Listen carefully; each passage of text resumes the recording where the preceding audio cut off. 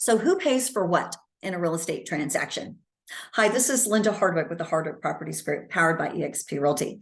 And today we're going to be talking about who pays for what parts of a real estate contract. Now, all of these things that I'm about to talk about are negotiable.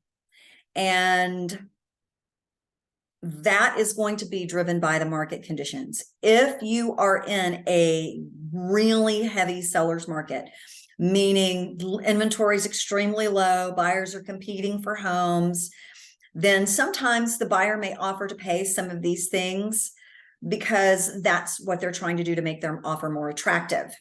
So I'm just going to be talking about what happens in a typical balanced market. And this is how I explain it to people. People pay for what they are either benefiting from or are obligated to.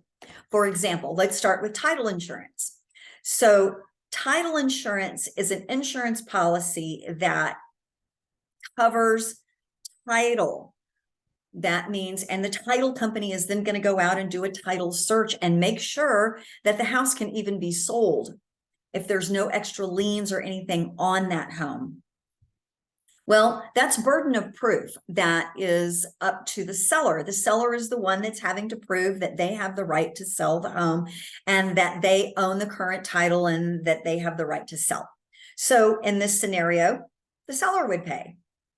The survey. Okay, so the survey is something the buyer will definitely have to have if they're doing a loan.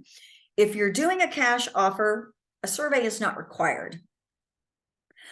But the seller is leaving this house. They don't really have, if they don't have an existing survey, they don't really need one. It's really the buyer that's being required to buy one because there's a loan, or the buyer just wants one for their own information. So typically the buyer would pay for the survey. Home warranties. Well, let's see. On the contract, there is no buyer or seller box to check.